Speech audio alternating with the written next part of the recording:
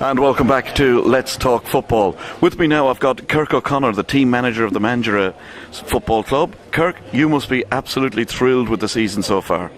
Eamon, it's been a fantastic season, really enjoyable, and a huge benefit for the club, the players, and I think for football in Western Australia. Yeah, it has really highlighted, especially down in that area, in the Peel area, and the crowds you're getting must be absolutely stunning for you. The crowds and the atmosphere are absolutely fantastic. Look, and to just be involved with a club that has come so far in the last few years and really has places to go, it's getting good support, fantastic off-field facilities, and it's just a tremendous thing, and to have the benefit of, or the bonus at least, of doing well on the field, fantastic. Did you honestly expect yourselves after 8 games, honestly, to be top of the table? Look, we pre-season we had a goal of being top 4 this year. To be top at this early point of the season, a third of the season gone, is obviously a bonus, and you know, to be well away from that Mandurah going down chorus that we heard at the start of the season is absolutely fantastic. Top, no, but there and abouts and in with a shout, yeah, absolutely. And do you think, I spoke to Stewie earlier, but do you think you can keep it going the whole way? We've got a good squad. We've got an excellent reserve team as well. And look, as suspensions bite and teams start to work us out perhaps a little bit, it'll get harder and harder every week. But the league is so close this year that everybody will take points off everybody. So take it week by week, keep performing as we're doing, keep the ball on the deck, keep playing football, and score more team goals than the other team, and you're always in with a shout, aren't you? And that is the thing that has surprised me, is the number of goals you've scored. You really have come to the party with that, haven't you? Yeah, it's fantastic, and you talked a little bit about the support previously, and a lot of it's down to that. We're an exciting team to watch. We like to play football. We like to get the ball forward on the deck early to people. There's a lot of movement, and that's our game. That's the way we play. Sometimes at the back we're not so good, but it's certainly exciting football for people. Off the field, what's happening down at Mandurah? There's an awful lot happening. Mandurah is more than just the Saturday teams. Mandurah has a whole junior setup. They have women's teams, they have girls teams, they have the amateur teams, they have the masters teams. So off the field is Mandurah are a very strong club and have a huge base to build from. But also what they've done, and I often like to say this, probably too much maybe, that the real work of building a club is a lot of it is done off the pitch, and that's where Mandurah have excelled. They have very strong ties with local government, their local council, and state government, federal government, and they've been well supported. The facilities that they've built down there, the floodlights, the change rooms, the stand, absolutely fantastic. And on top of that, they have inside their clubhouse, they have a full-time chef and a restaurant, and they serve meals most nights of the week.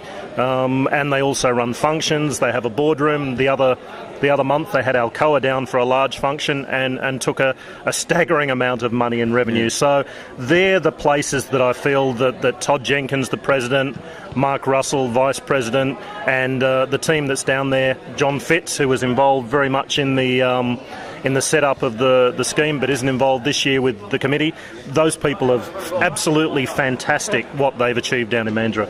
Yeah, it certainly appears that way, that they are very active. And you also have a fairly good relationship with the other sporting teams down there, I believe? Yes, well, in the summer, the ground is used by the Halls Head cricket team, and obviously that keeps the clubhouse running during the off-season, keeps people in there. We do functions together. There's hockey around the corner, and obviously, yeah, Mandurah is I was going to say a small community, but of course it isn't a small community, but a close-knit community, and that's a benefit, I think, for the club to be away from Perth and in a community where people support you. The two of our major supporters, Hyundai Mandurah, Dion Bloomfield, I'm sure he won't mind me saying, is a footy man long-term, and as is our president, Todd Jenkins. And both of them have embraced the game, and Dion especially, and the money Dion and Hyundai have put in absolutely fantastic, and superb, and Dion pulls pints behind the bar. I mean, just absolutely fantastic people and fantastic support. So that's sort of the groundswell is there. And I remember speaking to Normo in a pre-season game, and he has been stating this all the way along. Mandurah, he reckons, has got the potential to be the biggest in the country, or in the state anyway, because of its catchment area. Would you go along with that? I think Mandurah has huge potential. It means getting it right off the pitch, number one, and then on the pitch, number two. But let's not forget Perth. Perth are a fantastic role model for us, and we look to clubs such as Perth and Stirling Lions, clubs that have been around for a while, Floreat, and look to what they've achieved. And we're aggressive, we're competitive, and hopefully one day we might be able to get close to them, or maybe even catch up and beat them. Well, I think the way you're going this season, it's showing that you probably are closer than you actually imagine you are. It takes more than one swallow to make a summer, Eamon. Well, I've jumped on your bandwagon. You have, and I don't know how good that is, whether that's a good thing or a bad thing. So what are your hopes now for the rest of the season for both the club and the team?